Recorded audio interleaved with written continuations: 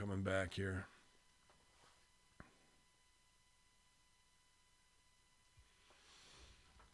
Y'all, check 1 2 coming back here. Hopefully the connection's a little better. We went to red on OBS. It looks like it is. Thanks for hanging with us if you're watching in the chat room here. Sorry, go ahead, boys. I was going to say with Arn Anderson putting over, Stevie sent me a link this morning where it's Arn and Conrad. And, Arn, a library of wrestling knowledge and what really goes on. So to hear him starting to shoot more, it's interesting. Conrad asked him, he said, when did you know the writing was on the wall that you were leaving WWE? And Arn goes, about 4 years ago. It's like 4 years ago. Okay. Mm-hmm. So he talks about how the writers will hand down a script to producers. Well, he'd be on the road, right? He'd be going and doing Raw, and they'd have to drive 1,000 miles, or they do SmackDown or the house shows. They'd drive 1,000 miles over the weekend to get to Raw. And on that Sunday, they're getting at 4 a.m, an outline of the Raw script and saying, give us your notes back. Now, this is to every producer. And then and then those go back, probably some great wrestling knowledge, where they're looking at something where the babies are getting heat on the heels and they're like, no, this is fucking stupid. Here, let me rewrite it the right way for you.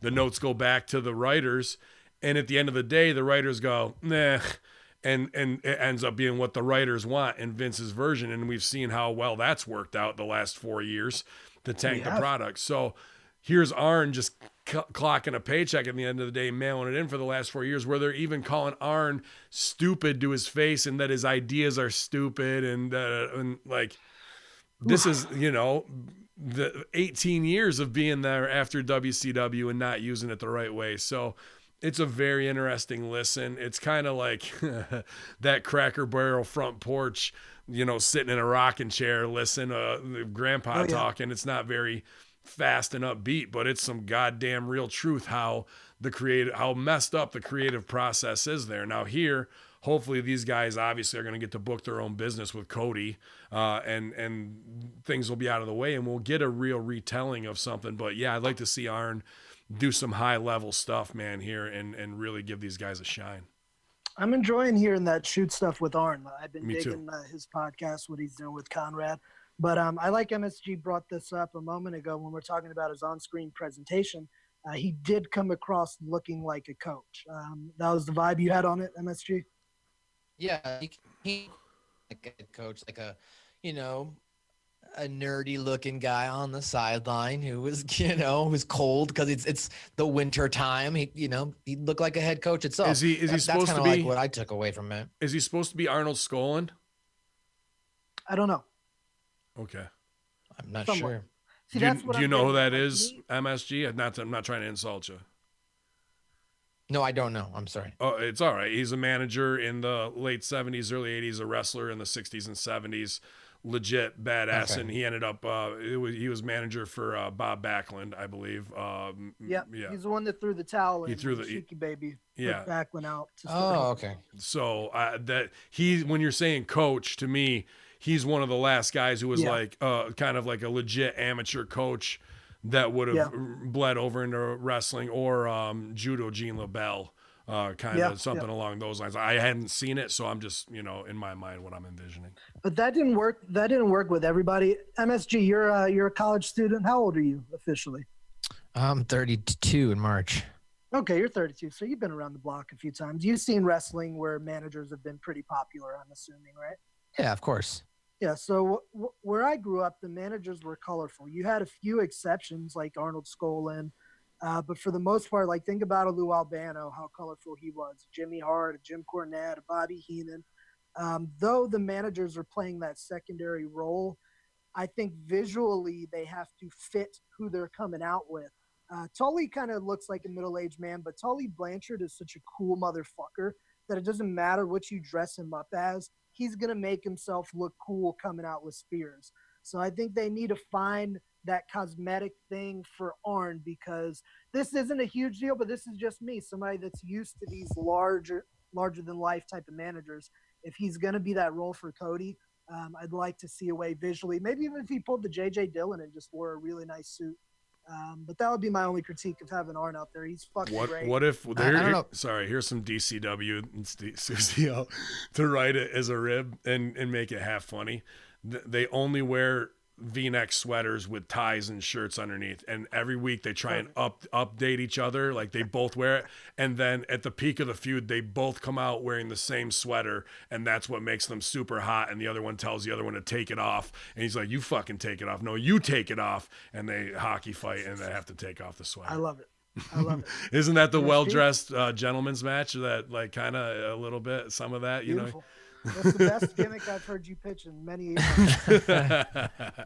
I was gonna go polar opposite and just put Arn some sunglasses and a leather jacket and just have him come out. He doesn't even have to talk, right? Yeah, just have him stand by Cody. I think we just really get some top level sweater business done here and really pay it off at the end. Terminator. Yep. I mean, you could sell those AEW sweater vests that he was wearing, right? Sure, man. Hell yeah, he's selling champagne. So what happened in this match, MSV?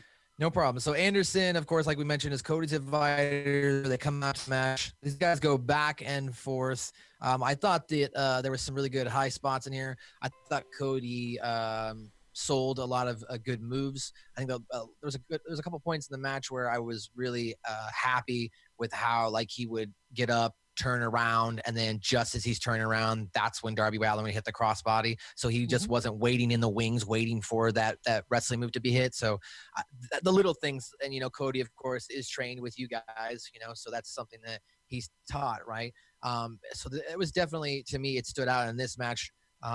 Cody made Darby, of course, look like $1 million, even though he came up with the victory, right? But overall, I like this match. It was a little long, though. I mean, they was, as far as for the match itself, like it went like 15, 16 minutes, so there wasn't, it just started right off with them. But overall, I liked the match itself, all in, he pulled off that top turnbuckle pad. He tried to send Cody into it.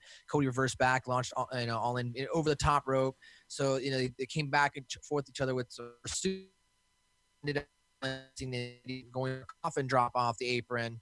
And that's when you see Arn Anderson, like a coach, give Cody the signal to put up his knees, like he's tapping on his knees, saying, hey, put your knees up. Cody puts his knees up, rolls him up for the victory. So I thought it was a good match, just a little long to get things started. It was a great finish, and I can tell you why it seemed long I'll give it to you from the worker perspective, Matt. The reason it seemed long is because the roles were reversed in it.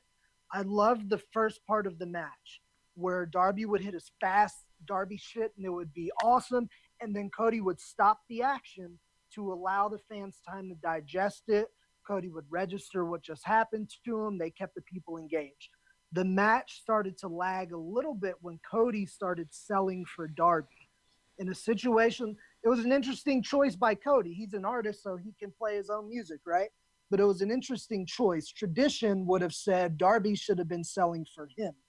So I think had maybe Darby been on the sell, we could have kept the pace a little bit quicker so it didn't lag. Darby can try to make a little false comeback, get to his bing, bang, boom, quick Darby Allen shit, and Cody cuts him off. We still could have used psychology with the buckle, the shoulder. But I think that's why it dragged a little bit, because you had Cody selling for the smaller competitor, and it just kind of took the pace down a little bit. I just got to stop you right here. You're doing awesome, and I understand everything, and I'm sure Matt is trying, but you are so high level and so awesome, and so what we do, right? Matt, did a little of that go over your head right there, or no? I mean, the moves itself I get, but I understand the concept of what he was saying. There's one thing right here. So false comeback. I'm pretty sure you don't know or understand why or how that happens, and this is why I want Susio on.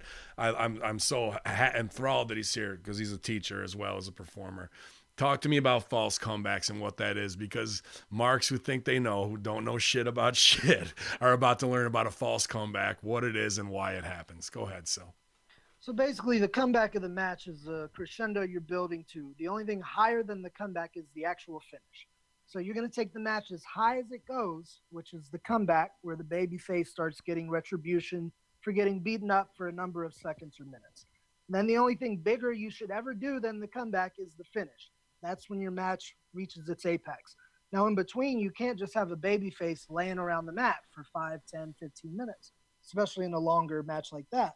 So in between, the babyface has to continue fighting. And you can do this in 100 different, various exciting ways. but I think it would have been a lot more exciting because Darby still could have busted out some springboards, some head scissors, some cool shit. But at the end of the day, he keeps getting caught by the bigger opponent. Cody's wearing him down. Cody's wearing him down. Then maybe for the neutralizer, Cody runs into that exposed buckle. Bam! Now they're both even. So now we go up into Darby's big comeback, and we go from there. Okay, cool. I just wanted to, there's so much like reigning over people, and I know the way I digest it, I'm like, yeah, absolutely right, 100%, man. And I just want to make sure that we're educating and raising all of Hamin Media Group's acumen, because they did a good job. Stevie was talking about this morning. He liked it. He just said that it was wrong for Darby to kick out of Cody's finisher. Why hit him with it if you're not going to do that? So like I said, I didn't see this, but I like that what you said of Arn telling him to get the knees up, because that's, if a babyface manager is a rare thing to start with, right? And then the babyface manager as a coach and the guy listening to him who's underneath right there and taking it, that's not a heel thing. That's just like, hey, I want him in my corner. And rarely do corner men do anything except be a celebrity, whatever. He's giving him a real thing. He's like, fuck it, you're going to be out here, I'm going to use my manager, and in a positive way. That's very interesting to me. We have not seen that in a long time for success, man. I think that's cool. For that finish too, like I can agree with Stevie, because I was thinking the same thing. I don't want to use the word wrong, because Cody, I respect so much as a performer, and he's an artist. Cody Rhodes is one of the best storytellers in the business right now. However, for my own personal taste, and obviously Stevie's, he didn't need to do the crossroads to have him kick out just to get his knees up when Darby goes for the coffin drop and steal a win. The way they could have done it and made everyone happy is Darby could have made that big comeback. He's going for the coffin drop. Arn tells him, get the knees up. He puts the knees up. Darby sells, bang, gets up, bang, right into crossroads. Right into you don't bury the move. And there's no reason that Cody needs to slip over Darby Allen. They're pushing Darby, but they got all day with Darby. They got plenty of time to build him. He's doing great. They're doing great building him. But Cody is like the guy.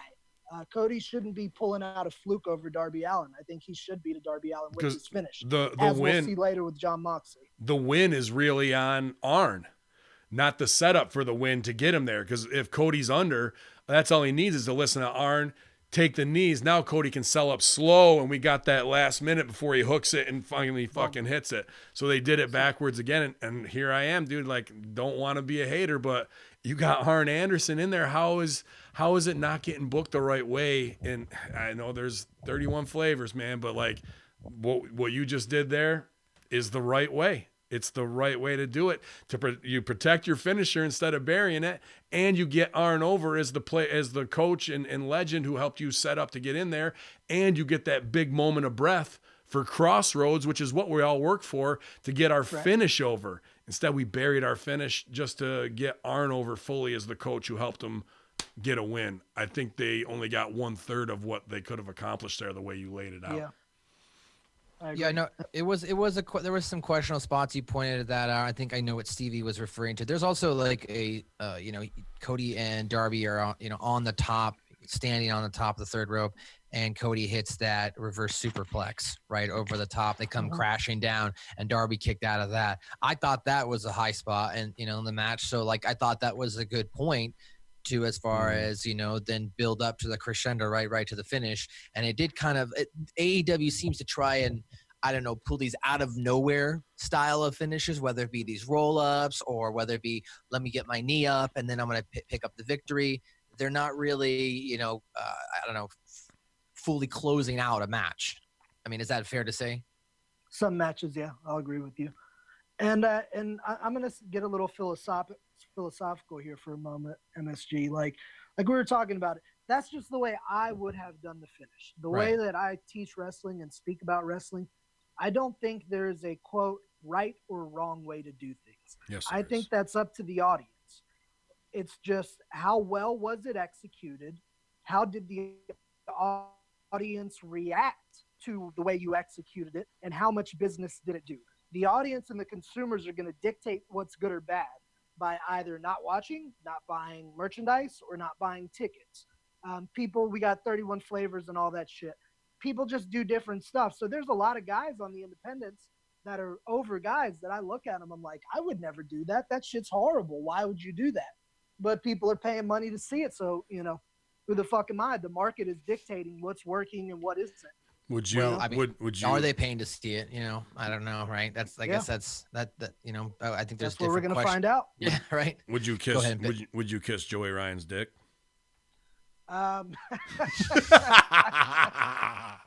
Maybe. Set up. Circumstances, I guess. He walked into that. He walked into that bear trap, Brian Douglas, right there. Holy shit. Yeah. Circumstances. For those unaware, over the weekend at Bar Wrestling, Colt Cabana kissed Joey Ryan's. I didn't know that. I was just asking if he'd do it. Oh, yeah. No, it happened. He did it. Yeah, it just happened this last weekend. It was clothed, though. It wasn't his bare penis. So it was above his tights. Well. About that. Here's the only circumstance where I would kiss Joey Ryan's penis.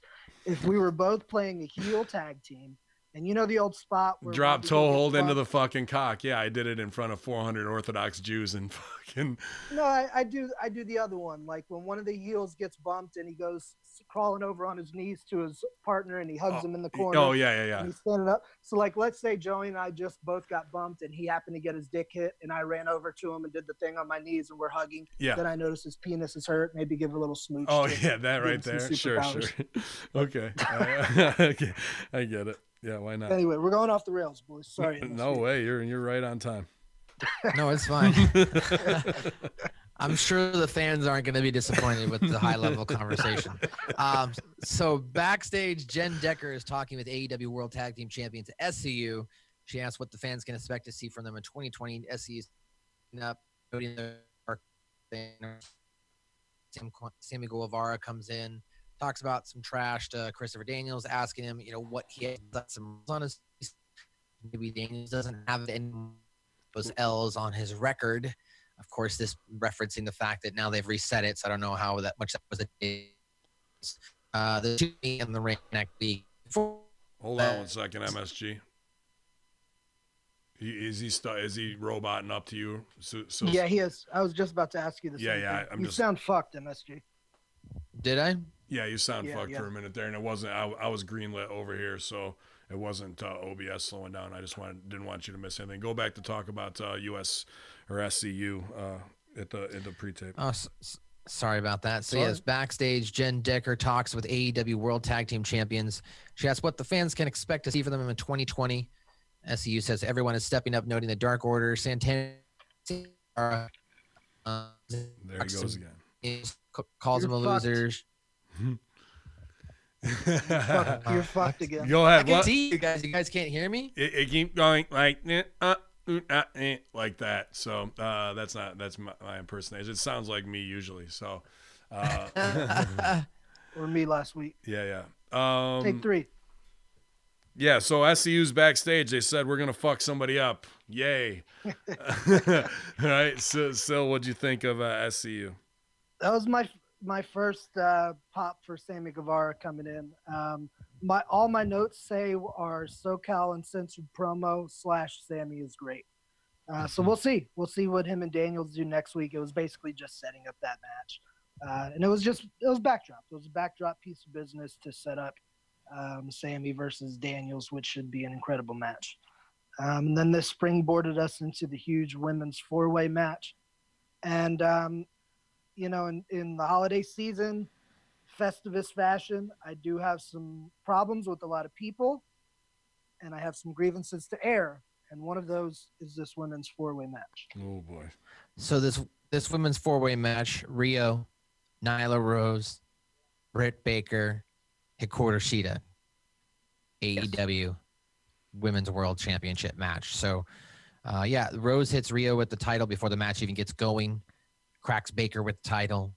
Shida whacks Rose with her kendo stick. Then that match finally gets started. They kind of go back and forth between all four, busting out, the tables at one point. Rose crawls into on the apron. Rio hits a double stomp on Rose's back. But the winner of this match ultimately came down to Rio to get the pinfall victory to retain the AEW Women's Championship, as Baker hit with a super kick on Shida, a side Russian leg sweep, a lockjaw mandible claw attempted, was countered into a 2 count, and then that's when Rio immediately flipped in with the jackknife pin, roll up out of nowhere for the victory. What do you think of this? I mean, did you watch this match? No, I didn't. Sounds like a grade A barn burner. Nobody got stabbed with the knife? No. Then I'm Knife out. wasn't present. I'm out. Okay, so here's my quandary with this match. Just last week, we were having a conversation. Who did they announce in this huge angle was the number one contender for the title, women's championship? Stratlander. So why did 3 other women get a chance to wrestle for that belt last night, and she wasn't her? Well, they didn't really talk about it on the television. They did announce it via their social media outlets that she had previous, engagements. Right. So her previous engagement, the number one contender doesn't mean that you're 1 out of 4 or 5. That would make her the 4th contender. Number one contender means it's you versus the champ. So I thought that was a little fucky. That was one of those holes that we talked about last week that they have in some of their logic. And I thought last night's show was great, and I was really enjoying it up until that point. I did get a little bit hot about that. And the next real big problem I had on that was right away, Nyla started hitting people with the belt and stuff like that. I know they hadn't rang the bell yet, but it really crosses that line of what's legal, what's illegal. Plus, Nyla Rose is huge. She didn't need to hit anyone with the belt. She could have just came and glommed them, forearmed the girl, and they fly out of the ring. I thought they were getting into muddy waters with that. They got in real muddy waters with the tables. They're trying to get Nyla over as a beast, which is great. And I think that's what they should have done with her initially before having her lose, to Rio and all the other matches that she lost. Now they're trying to give her like that Vader in 96, 97 push where he like squashed Gorilla Monsoon and he's getting suspended. That's what they're trying to do with her now. What did you say? As far as the match itself, what did you say when you got hot? I can't remember the exact verbiage. I might have sworn a little bit. I might have cried a little, but I wasn't fucking happy. No. But I will say this, my commentary on Britt Baker, I don't know if she was listening last week, but she looked improved drastically. Here's why that could be also is because it was a 4-way, so she had a lot less to do. She would come in, she would execute her part to the best of her ability, and I thought Britt looked a lot better this week. And the match was pretty good. I didn't like all the shit with the tables and stuff because I don't know what's supposed to be legal and what's not. I book a bar show where everything's legal, so we don't have to get into all that. And then I book a traditional show with rules. So it seemed like they were trying to do both, and I didn't get it. But there was some cool shit in the match. Rhea won. I don't understand how other girls got the shot before Chris Stapp, but that's what happened last night on AEW Dynamite, folks. Right. Well, they tried to justify it, basically saying, look, we've advertised a AEW Women's Championship match. So Stratlander is still the number one contender. She will get her title opportunity next week. But because we've advertised this match, unfortunately, Stratlander had to pull out because she was wrestling, I guess, somewhere else. So she had a prior engagement. How the fuck is that even possible, dude? Stop. Stop. You just said, did you hear what Silvio just said? And you said number one contender, and now you're out of it a week later after we took off TV for a week. So she's not the number one contender. And what's the excuse? It's not grandma's funeral or something like that to build empathy. It's that she had to go wrestle an indie date that she had booked beforehand. You gotta be shitting me. Good business is to send somebody who's not going to be on TV to take the spot and say, thank you, but we need her for TV because she's in a hot angle. Not, let's go risk injury on some indie because she agreed to the date beforehand and we're going to fulfill that. This, again, goes back to my conspiracy that not everybody is signed. Very few are really signed to a full-time contract because there's no fucking way in hell that Sucio, me, or anybody worth a grain of salt will let their talent go risk that for a biscuit on a show and burn your storyline as a number one contender. We can't gloss over that part of it, dude. That's the most, like, watching the show or not, big, like, woof. Yeah. Matt, did they announce that the Riho stat match was supposed to take place on Dynamite? Was that ever said that it was supposed to happen on January 1st? They did. They announced it, I think, on that December 18th show after Strat Handler won the number one contender match. They announced that she would be facing Riho on Dynamite on New Year's Day. So, and then their supplemental solution was to take the number 2, the number 3, and the number 4 contenders now behind Strat. And that's not what you do. So, it was a title shot, right? Sorry. Yeah, title shot. So three girls. So you bury her there. You have if you're gonna do something for Brandy, you have her flex power as a heel, saying she couldn't even be here, so she's not getting that title shot, or her contendership's postponed. But we're gonna get a number 1 contender, so you take Riho out of the equation. So you 4 girls are gonna fight for number 1 contendership. We get a solid finish. Stratlander comes back next week. Hell no, you're not taking my spot. Singles match for number 1 contender. We protect Rio's little ass, who can only take who knows how many bumps left on her punch card. And now we have a fucking actual head for the title with cute little Rio sitting up there, while these girls actually battle it out. We got no value out of missing that. Again, these are game moves that need to be addressed, and to have upper management guys there now clocking a paycheck. Where's Dean Malenko? Where's Dustin? Where is, like, guys, this, if we can put this together in 5 minutes, there's no excuse for this to be on the air making mistakes like that, bro. It's just, do we know the legit reason? MSG, you're the research guy. I will not and do not do extensive research. I just watch and give my analysis. Do we know 100% what the exact reason why Chris Stat couldn't be there was? It was, can't say as far as, it's within 24 hours she was wrestling at Bar Wrestling for Joey Ryan's thing, like within that same time period, whether it was the same day or within 12 hours. She just had a prior booking. Then I will agree with Ben. I'll agree with Ben Hamin there. The only argument that they're gonna make is that they brought her in, she got popular, and she already had prior engagement, so they hadn't signed her. I know what you guys are saying, and I understand, at that point, send somebody else out there, right? To be honest, while working for Without a Cause, okay, we had Jessica Havoc booked. Havoc got pulled for a prior engagement. Impact sent us Eddie Edwards instead. So that is how you correctly do business. So I can't argue with that logic. We saw the same thing happen at Six Flags. Not that we weren't honored to have any WWE star there to give us the shine, but I remember that happened once or twice where guys had business and couldn't, and they sent somebody else where a match got switched. And that not sucks for the guys, because there was 1 or 2 of them, and they got their due down the road. I think it might have been Spears in one, actually, where they're set to do business. It changed, so they sent somebody else, and the match wasn't even the same anymore. Obviously, you're probably not going to switch in. You could switch in Eddie for Havoc and some things, but you might get a different match now, and that person's opportunity is kind of brushed. But it's about the fans and the draw. So who gives a flying fuck about ego? Tell the story the right way, and they're going to do good biz, Briz. That is just a frustrating look for me when, if I SWOT analysis everything as a marketing guy, strength, weakness, opportunity, threats, in every weakness, which that is, there's an opportunity for something else, right? We turn those negatives into positives. So instead of paying off in that first week of TV with her being gone, we had an opportunity to build towards that title, protect our champ, and do 3 weeks of TV business. Instead, we didn't do any of that, and nobody pumped the brakes enough to say, hey, should we do this? Yeah, that's where they're walking that line with the indies, Yeah. Bad call. I think if I were Chris Stat, I would have told Joey Ryan, thank you so much for booking me, brother. I'm sure you can understand why I can't make this show. Yeah.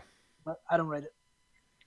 So backstage, Joey Janela, he's asked by Alex Marvez what he's looking forward to in 2020. He starts to speak. He gets low blowed, by Penelope Ford, who strolls in with Kip Sabian to see what, she did. And they just kind of laugh and walk off. Little confusing, because at the beginning of AEW over the summer, Penelope Ford was with him. She kind of leaves him for Kip Sabian. They never really ever explained it. And I follow this show. You know what I'm saying? I still don't know why she's with someone else now. So, but she's with Kip Sabian. And I guess that's what they're heading. Joey Janela, Kip Sabian. Then they also had Evil Uno cutting a promo talking about how the Elite are done, as we see footage from when let's just pause for a second. Okay, you want to talk about There's it? just I mean, and I don't care, man. Like, I don't give a shit. We can talk 80s style, 90s style, the Generation X style, D-Generation X style, 2019 social justice warrior, because it's all kind of got to fit in. Make ribs about Lars Sullivan might be a fucking blackmail job. Cole Cabana's kissing Joey Ryan on the dick. And then we have 4 new lesbians, breakout characters in WWE, where 2 of them had an idea, got stolen, put on 2 that it didn't need to be, and now there's heat on Twitter. A lot of homosexual angles going around where they're really just for the shock value of the gay thing, not to really promote homosexual lifestyle and heroes and advocates in the proper way. It's still that shock value. And even when we want the HLA, the lesbians end up fighting in a very violent way, and you're like, oh, that's not what I wanted from these hot lesbians. And then we have another one here, because you're not going to go by without Janela and Jungle Boy on Twitter doing the countdown to midnight and then doing a kiss on the lips together. And then have a possible interesting love angle here with guys not taking care of their business, or they just want to do it and whatnot. And now I'll go back to the 80s and even Rip, our trainer, did the queer gimmick in the ring for 20 years of his career, getting faggot chanted. His words. Yeah. His words, by the way. Yeah. Not Ben Hamin's. No. And getting the word fag chanted at him. Owen Hart starting it, the whole 9, whatever you want to do. That's what it is. And what it is, that's where his heat is. Far different from the 2019 world of SJW or the weird, strange world of closet self-loathing that Lars finds himself in. Yeah. Adrian Adonis, Rico, whatever it is, what have you. But here we have guys doing strange things, maybe half in the bag. Just another thing in this strange lexicon of a gay week in wrestling of every weird little subsect, except for the one that really needs to be showcased, a Darren Young, where he's just gay, but dude, he's a fucking awesome wrestler. Guys like that marginalized again for some weird shock value, and it's just something that need to be pointed out. I can put all this into perspective, and MSG, you sound a little confused. I loved that Joey Janela piece of business, and here's why. Joey Janela and Penelope Ford were a legitimate couple. She was the bad girl. He was the bad boy. That was his girlfriend. They broke up sometime within the last year. She began dating Sabian. Oh, wow. Knowing wrestling the way that I know wrestling, I'm looking at it, and she's still calling herself the bad girl. So I'm like, man, I wonder if Joey Janela's kind of hot, because no offense to Penelope, but Joey helped her out quite a bit as far as getting, if he's booked and he's hot and he's got her, it's a little bit easier for her to get opportunity. I don't want to say riding his coattails, but it is what the fuck it is. She was his valet. He was getting booked. As a result, she got booked. So I was kind of wondering to myself, was Joey Janela hot now that they're broken up and she's calling herself the bad girl and pretty much doing his gimmick? So I was just kind of like, man, I wonder if they're ever going to acknowledge that. Then last night on TV, they fucking acknowledged it. To anyone that knew the story, now they get it. Those that don't know, like yourself, I'm sure they're going to start telling it. But I love that piece of business because it's reality. They should have tapped into it, and it looks like they're going to. Good. What about blowing off your gimmick though with like a rib thing on? Usually Janela's very good with that stuff. I don't know him, I never worked with him, but the respect I have for him is him crafting his own thing during those WrestleMania sideshows. And sure, he got over some of the indie stuff that Cornette and all them hate, but the guy's self-made. You can't knock it. And the CZW stuff falls away when you actually watch him get to wrestle, and he actually can wrestle. But then I think Braun Strowman's doing the big wiggle in the goddamn middle of the ring because he's dressing like Wonder Woman or whatever else. Now here's him and Jungle Boy with an everlast moment that could easily be retweeted, not thinking about how to protect your business. Is that going to blow back on them, even if it's half a rib, dude? And it's just like, come on with the agenda push everywhere we go. End of Star Wars. Get through all the goddamn Star Wars. I'm super pumped. Love the movie.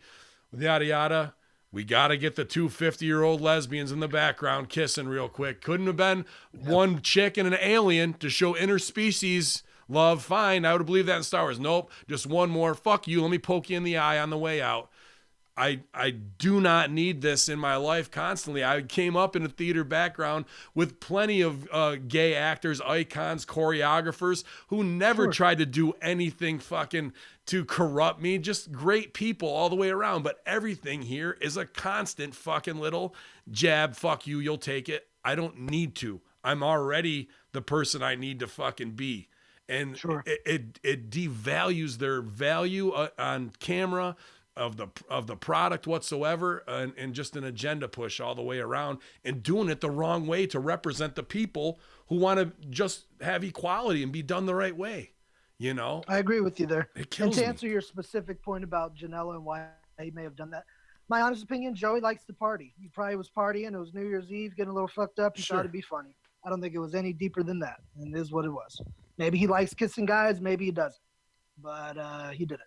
I mean, and you know, if you're gonna kiss Dylan McKay's young, smooth-faced 90210 son, I guess maybe that's as close to a Fifi as you possibly can at the same time. I'm a heterosexual man. I've never kissed another man, but if I was going to, I think Jungle Boy would probably be the kind of guy I'd like to kiss. He looks kissable. And is that, I mean, the new definition of jungle fever? Maybe he has that. It doesn't have anything to do with race. Yeah, it is. So we've established under the right circumstances, we would maybe kiss Joey Ryan's dick. And under the right circumstances, we may kiss Jack Perry. Okay. I do that. That's fine. I do that. Right, it's all love, man. It's all love. Fuck it. I do that. I'm not kissing Joey. I mean, there is something to be said, not just for like now you're fighting progression. But dude, at the end of the day, I mean, I'll argue both sides of it, where I'm not like, oh, I don't want this stuff in wrestling. It's reactionary, sure, and what I do is very reactionary, just pressing a different nerve, a nationalist patriot nerve, instead of a hetero homosexuality, homophobia nerve. You know, like, at the end of the day, this is a play. This is a TV show. You play your part. If you're told to go out there and kiss, and no matter what it is, you're gonna you do it or you don't, even if it's a rib on you, right? If you were in a movie and you're Philip Seymour Hoffman, or you're fucking whatever great actress I have respect for, Michael Shannon, and you're playing a gay character, you're gonna go out there and do the scene. The difference is we have to do it in front of a live audience, so it seems more ooh and ah and dangery, and not on a safe set where everybody's around you. And that's the difference in judgment call. But at the end of the day, acting is acting, boys. Yeah, it sure is. So Evil Uno cuts a promo talking about how the Elite are done, as we see footage from when the Dark Order took out the group. Uno says that we will see how far the Dark Order's reach truly is. Now, was it just me, but that was it, right? Like, they didn't really do anything else the Dark Order night. This is really all we got. Honestly, I missed that piece of business between watching from 3 different streams. So to my knowledge, it seemed to me like they made no mention of the Dark Order at all, or the debacle that happened at the end of the show. Yeah. What I got out of this was they're like, all right, we're stepping away from that, and we're going to pretend it didn't even happen. Probably smart, right? Yeah, and the show was awesome. You know, as a result, I don't think it was a bad idea. Oh, and guess what? The fucking babyfaces won. What a novel idea. Sorry, MSG. So John Moxley next up takes on Trent with Chuck Taylor and Orange Cassidy. You know, some good back and forth action between the guys. Moxley hit a suplex early off in the match off the second rope, got a 2 count. 2 ended up back on the floor, brawling for a little bit more, got back in the ring. They traded back and forth, some chops. Moxley whipped Trent into the corner, and then Trent hit a half and half suplex. Moxley then went back out on the floor, went back and forth with the flip over, top rope down on his opponent. End of the match, though, came with Trent leaping off the top rope, got caught, ate a paradigm shift. Moxley, and hit the 1, 2, 3 after hitting the paradigm shift. So he got the victory. But yeah, you're right. Babyfaces went over here. There was a couple spots where he did the little foot thing with Orange Cassidy in the ring, where they went back and forth trading kicks in a comedy spot. But overall, John Moxley looked really good here. And this kind of, I'm kind of upset that the rankings are reset. I know we haven't really gotten into that, but they just started this brand. So like, for being 3 months in, why are they already resetting the rankings? Because they realized some mistakes were made. I mean, I think you would have liked this match, okay, because it goes on what you were saying about Scorpio Sky. Here's why I love this match. Other than the fact that I like Moxley a lot and I think Trent's awesome. Moxley worked this match like the number one contender, top guy, and he beat Trent, and he beat him decisively, and he beat him clean and in the middle with his finish. He didn't slip over Trent. Like, to be honest, Moxley probably took more than half of the match offensively. Trent got some cool shit in. He got to do some of his moves. It got exciting, but Moxley was decisively ahead the majority of the match. Then he won the match with his finish. It is important to know how to do that because he's trying to put himself in that position where he's now 1A. Mm-hmm. He's the company guy that's going to beat Jericho. You have to know as a pro when is the time to be a little selfish in the ring and when is the time to give more to your opponents.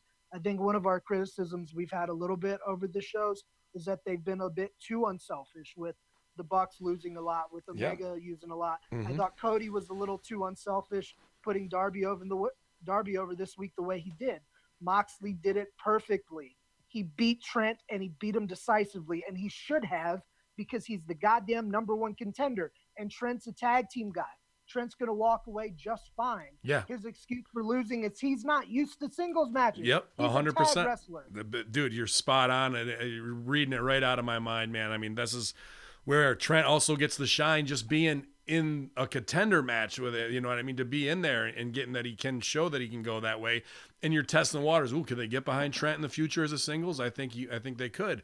So everybody shines in this. And you sat in every go home, Al Snow will come out, and even guys who were signed WWE, Al will be like, all right, did we do any business tonight? And some guys don't even know their own business. That did business. That's doing business, elevating everybody involved with it and giving a solid wrestling match, getting a finish over where the DDT's been marginalized for how goddamn long. And, and everybody's elevated. It does a good spot there. So I'm glad to hear that. That also shows that, again, they're listening to their critics in the last 2 weeks of whether it's Cornette or whoever, of them booking themselves under, that the reason they have a company is to shine guys, and guys will shine being in the ring with you even if you beat them. You know what I mean? Yep. To elevate them. So whether it's the Bucks and Omega going over in the main, this one, or Cody, I think the message was received. Mm-hmm. And I think Moxley knew better. I think he knew that he needed to win that match the way he did, and he did it just right. Yeah. That's a subtle nuance of pro wrestling that Hamin and I like to talk about the deep fucking intricacies of pro wrestling that makes it fucking beautiful. Yeah. But performers have to know this, that sometimes I've been on both sides of the coins. Sometimes the match is about you, and it doesn't really matter what the fuck happens with the other guy. And sometimes it's not. Sometimes your only job is to make that other motherfucker look good. And as a performer, you got to know when the time is to either take the match and run with it or to be a little bit more giving. And Moxley knew exactly what to do. It was great. And then it led into a really good video package. MSG, did you get a chance to catch the promo after and the video package? Yeah, so post-match from the crowd, Sammy Guevara comes out with the mic. It says, he tells Moxley, sees why he likes coming through the crowd, takes someone's drink, throws it at them afterwards, says he sees why Moxley does this. Guevara says it's 2020 and the Inner Circle has a big surprise for Moxley via video. Let me go to the video, and it's Chris Jericho, and he's initially I thought it was a green screen because it was just really high quality video, but no, he was outside in front of this Ford GT, this banging car, right? Mm-hmm. And he's not on the streets, as far as where they shot it. So Jericho says I'm offering you 49% of the Inner Circle, and he's standing in front of a Ford GT. Offered it to Moxley with a license plate that says Mox. All Moxley has to do is say yes, join the Inner Circle. Jericho wants Moxley to team up with the group so they can take out everyone at AEW. Says, think about it, Mox. The world can be ours. All you have to do is say yes, man. Jericho drives off in the car. Moxley gets a mic, says he's always considered Jericho a friend and a mentor. And then Mox says that he'll give the answer to Jericho next week in person. I thought this was really well. This was really well done. Jericho, of course, brilliant on the mic. I like them being outside of the arena, basically trying to give it a shot. filming it, if you will, and, giving that new visualization to the audience. They're not just hanging out inside the arena. So overall, I liked it. Go ahead. I'm sorry. Great. And it wasn't just the car. He had the car personalized with Mox plates. They went into great detail to make this look authentic. He was making them a legit offer. There's stakes involved. Like we were talking about last week, why Jungle Boy and Jericho was good is because there were stakes. Now there's stakes involved. There's money at stake. There's this nice fancy car at stake. There's friendships at stake. So it's just going to mean more whenever Moxley gives his response, whatever that response may be. And Hamin will know this by being somebody that's worked in the acting world. It's the classic will they, won't they? And it's what's made every sitcom, every movie work, every play work since the dawn of time, and they're doing it right. Yeah, somebody's got to make that choice. At the end of the day, they're going to be push until they break and do the run in the right way, man. So I'm glad they're under and mid card guys are getting some meat and potatoes that actually have some detail in it. I think they, whether it's resetting the records, like you said, they knew they made some mistakes, and even if it's with the shitty punches, pivot away, it didn't happen, let's just let it go and keep going. Those are smart moves instead of selling for it as hard as they did, Yep. Yep. So basically, this is going to be setting up next week. We're going to get an answer from Mox. Now, this is where I mentioned during the split spring commercial break, that's when Sammy Guevara had a bunch of cue cards with words on them, runs through everything Mox will get if he joins the group. So I guess I failed to mention that earlier. Then he asks out Victoria Justice's sister, and then it plugs the social media accounts. Who's Victoria Justice? I don't know. I in my mind, I hope it's Dick Justice's sister, and she weighs like 475 pounds, and he just loves, and he brings back the Mike Awesome fat chick chaser gimmick. That's what he does. Sammy Guevara, hot as hell, surrounded by nothing but big women like Twinkle Toes liked there back in the days. Susie. You just love that angle. Go ahead, so up next, we have Dustin Rhodes then, as he comes out after the commercial break is over to take on Sammy Guevara. He comes out, waits for him to come out. Rhodes he comes out from behind to get the first shot on Guevara. Lifts and tosses Guevara in and out of the ring. Has complete control of the match. Rhodes clotheslines Guevara out to the floor, hits a cannonball sent off Aiden. Back in the ring, Rhodes goes to the top rope. Out comes Jake Hager, getting Rhodes' attention. Hager broke Rhodes' arm a couple months back. Rhodes refocuses, hits a spinning power slam onto Guevara onto the floor. Go back and forth throughout the match with Hager kind of, getting in there, kind of causing distraction there. Eventually, the referee gets in the way, though. Guevara pulls on the ref. Hager gets in there, hits a low blow on Rhodes, and Guevara picks up the victory. So you were right. Guevara was hot tonight. He looked kind of like a star from whether he coming out to the audience and saying, look, I got a message for Jericho, doing the cue card incident, getting a victory here and getting the victory over the veteran Dustin the right way, not clean, caused distraction to get the victory, right? I like the pinfall. Go ahead. Great night for Guevara, and I'm most excited to talk about this match of all the other ones that I saw tonight. My first notes I have of this match, Dustin Rhodes is the king of the pro wrestling nuance. If you're a wrestler that's trying to learn your craft more, or even just a fan that wants to learn more about the business that you love, go and watch some recent Dustin Rhodes matches. Take this one in particular. He did a few things in this match that exhibited such expert timing that it couldn't have been done any more perfect if he tried. So at one point, he's whooping Sammy's ass as he should. He's big, Sammy's little. Sammy's bumping all around. The only way conceivably Sammy should get up on him is if Dustin slips on the proverbial banana peel, fucks himself up, or a second party intervenes to give Sammy the upper hand. So at one spot, I wish I could demonstrate this, but I can't. But at one spot, he throws Guevara from the outside of the ring into the ring. But instead of turning towards the ring, which would have been the quickest route to do it, he spun the opposite way to give him time to look eyes with Jake Hager.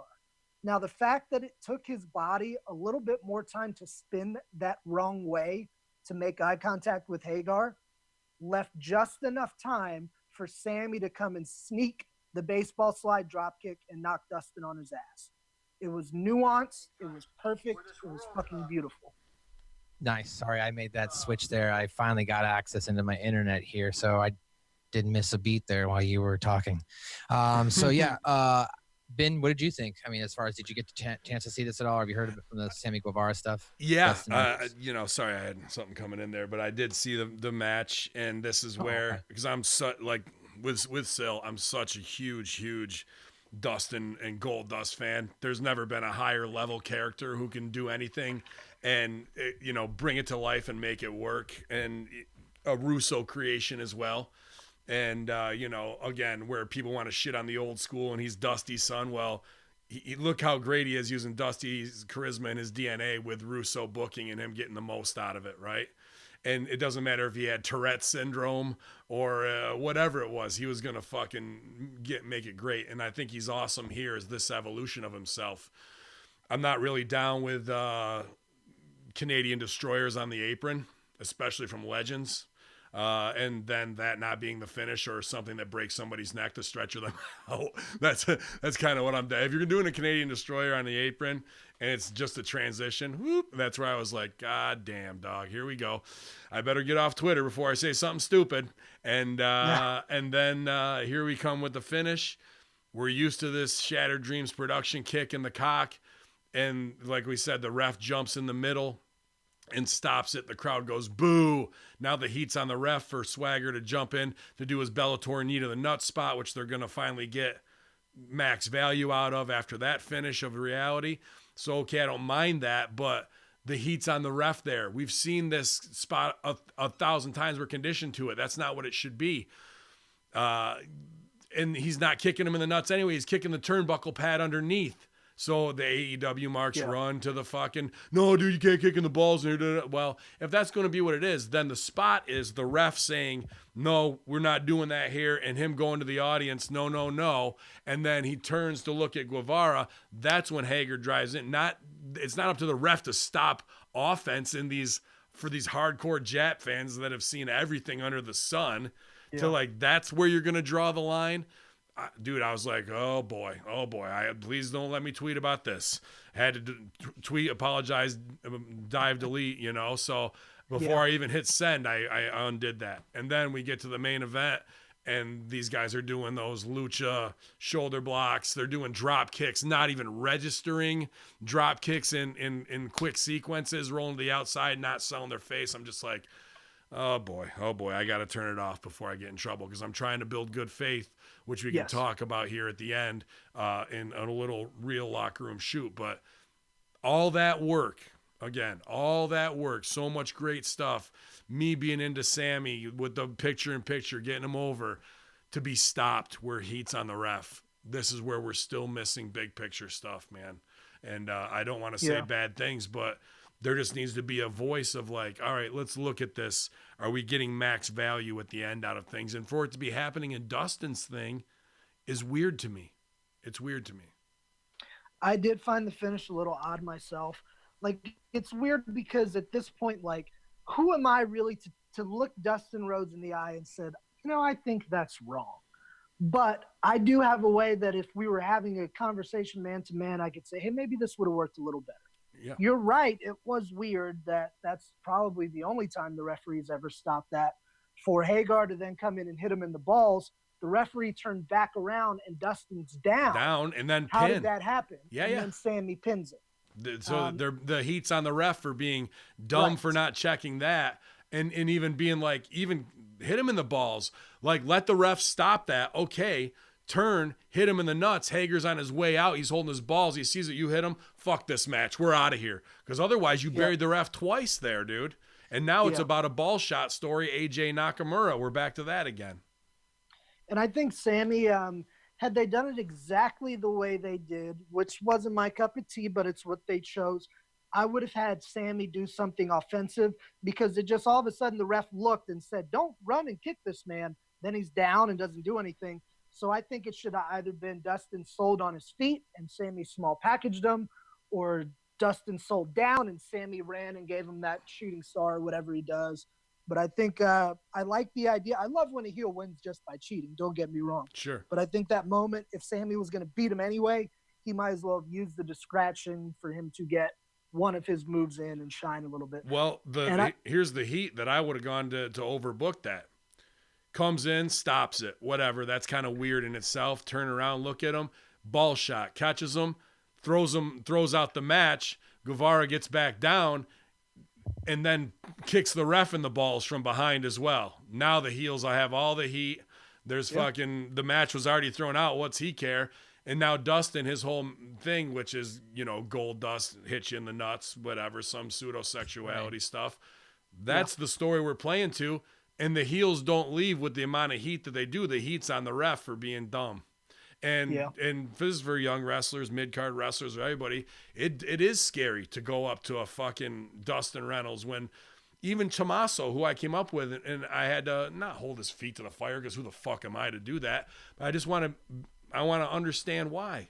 I'm like, dude, why is that ROH style where they do that kind of stuff, the TJP spot? Why are they doing that? What's their mindset? Because it doesn't register with me. So if it was Dustin, I'd be like, hey, man, could you explain to me, like, I can learn the psychology of why it went down that way. And he might have a reason that we're not thinking of at all that's down the road. And I totally respect that and you have to with guys of that caliber of who he is. It's not like, dude, you fucked that up. I know the finish better than you. No one's trying to say that or here or there. And a lot of times in our own shit, dude, you can look at every match I've ever had and be like, damn, I wish we would have done this the right way, did it the wrong way. Even going back to what you were saying about you got to know when to take 90% because you're the contender like Mox was. Taker talks about that in the shoot with Austin. He absolutely puts that over that he was giving guys too much. I just faced Joe Pimentel. I'm in a program with him in Canada. This little MMA guy, your size still, got a lot of skills, but I sent that match to Rip, and I thought I was proud of it. He fucking tore me a new one for not eating him up. So always fucking up. It's not just me saying, oh, dude, I know what's best for Dustin. That dude, I get my asshole fucking ripped constantly from either Danny Cage because I want to put myself out there to be like, oh, I think I'm over. You ain't over. Here's 19 things you fucked up on too. So like you got to be able to take that criticism, even if you are at the highest level. Again, as pundits, we have to approach it with how am I ever going to say that to them? Well, there is a certain way that you can by asking for the lesson, to humble yourself. That's the perfect way to approach it. Sure. And that's just for younger wrestlers and everybody else out there who wonders if you have that opportunity. Yeah. And I've got something I'd love to see done with Dustin. I know, you love to shoot some wacky angles out there. By the way, before I tell you about Dustin, Sammy Guevara was able to execute a springboard moonsault last night to the floor and still have heat, and very few heels in the business can do this. So that means Sammy Guevara is doing a good job as a smarmy little heel that they weren't cheering for him to do a sweet move. But here's what I would do with Dustin Rhodes. I've been waiting since I saw this last night. Dustin Rhodes tugged at my heartstrings last night, watching him perform, and he has been. What I would do with Dustin is I would do the Terry Funk 1997 ECW run with Dustin. Cody's out of the picture. He can't challenge. I don't know who the heel would be. Maybe a younger heel. I don't know if Jericho would be right for this, but let's say MJF happens to be the heel champion. And we do this run where Dustin's never had a world title. And we build to this match that this is his last hurrah. If he doesn't win it, that's it. He's hanging up the boots. He pulls it off in the end. We get that feel-good moment. Dustin is still great in the ring. It can still do the cool shit that the fans want to see today. I know the stuff that you don't always like the destroyers on the apron, but he's doing all that to appease their audience. That's why he's doing it as a performer. I think doing that angle with Dustin could help bring everyone up. It could build the product, and then could maybe even lead into something with Cody, where maybe that's the reason why Cody can then finally challenge for the title. Maybe it's something to where Cody turns on his own brother, and Dustin's like, look, the only way that I'm going to have this match, some kind of stipulation. Well, it's the choice. It's the choice. Away that bullshit. Right? It's the choice you talked about. Yeah. And that would be the stip there. Like the only reason they're good, the only way that Dustin will fight him is if we take this thing away about the championship because the Rhodes boys are going to fight it out. I'm the best Rhodes. I've always been the best Rhodes. Then we can move past the whole Cody can't ever win stick. Yeah. But I think I'm going off the rails. But I would. Well, I like where you are there. Let me throw this in there for you. Whatever, it's off Jericho. Bill Goldust to Jericho. In some way, MJF gets in there, triple threat, sneak wins it, takes the title, right? And whatever he had with Cody gets locked out. He can't challenge for the title as long as MJF's ever champion. So Cody's just fucked in limbo, right? Yep. The story is then because of the heat between them and Dustin losing it, Dustin does get it. They have a classic that way, but the only way that Cody's going to win it is if he helps Dustin win. He does something to fuck over MJF, but now the reality is he has to fight his own brother for the title that way. It doesn't need to be a big storytelling. Heat. Doesn't need to be a big heat. So it's the Sophie's choice of fuck, I want the title shot, but at the end of the day, I have to beat the shit out of my own brother. And to F this guy over, pay off that. Remember their last match? What did he get? 5 stars at 51 years old, or Killed however old Dustin is. And it's about the stakes there. The stakes are built. It's not about stakes. Anything. Yeah, it's what we talk about every week here on Light Diffusion. The stakes. Yep.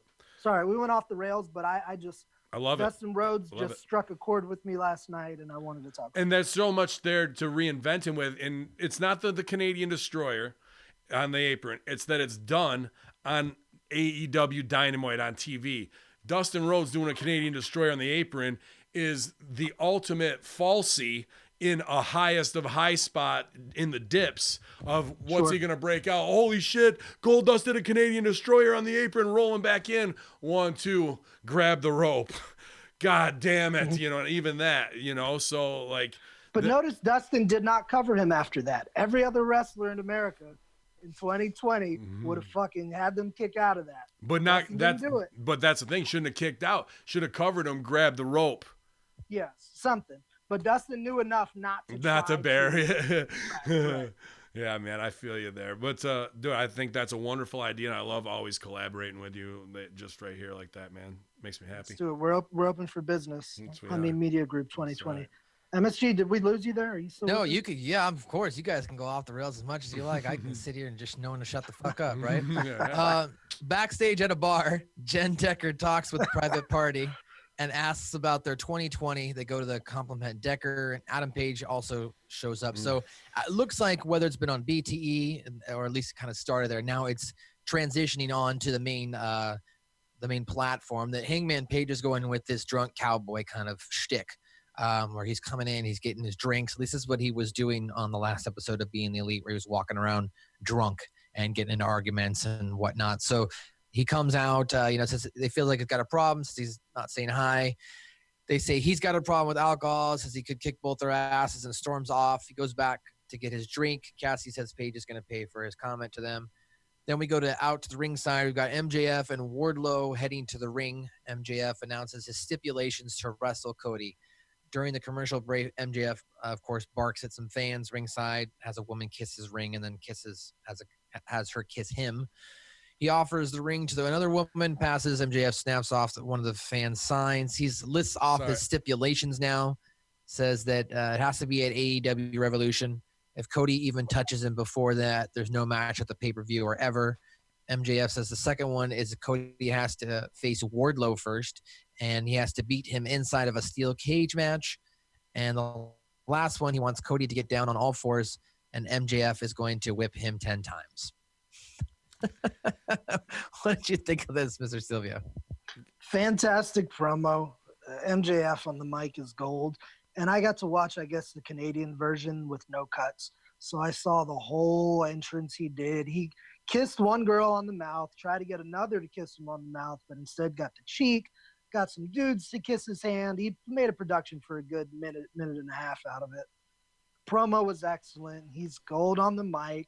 He's a heel with heat in 2020, which is very hard to do.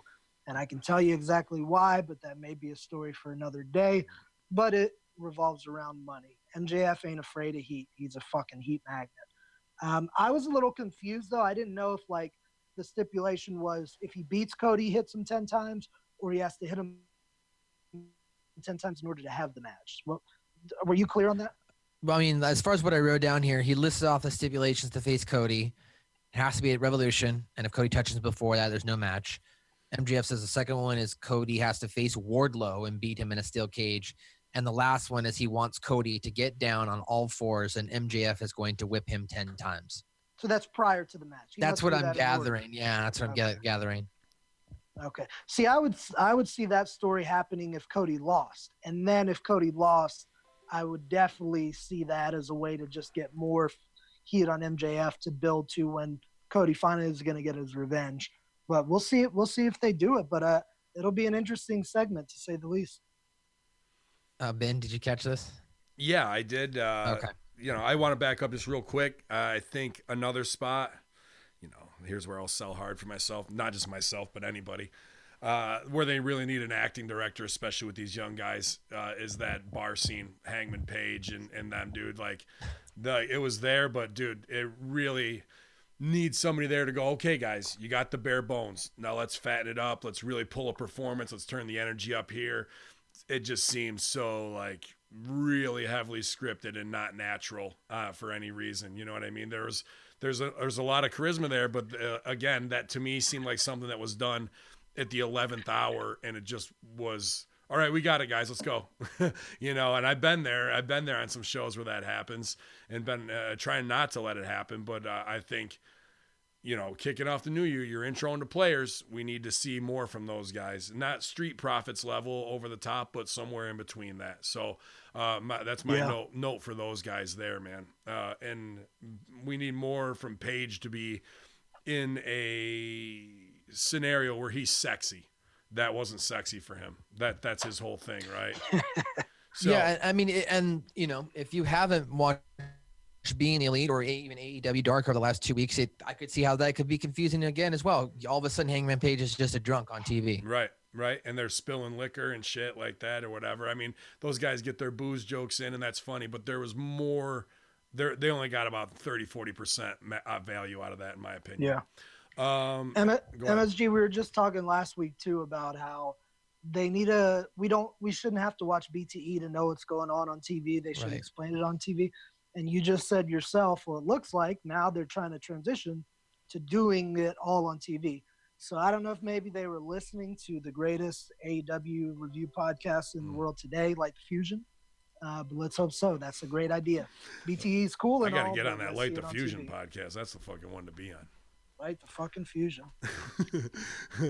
It's all Fusion here, man. And then with MJF, I hear cage match. And I get salty unless I know what's going to happen. Because why? So why should we have cage matches?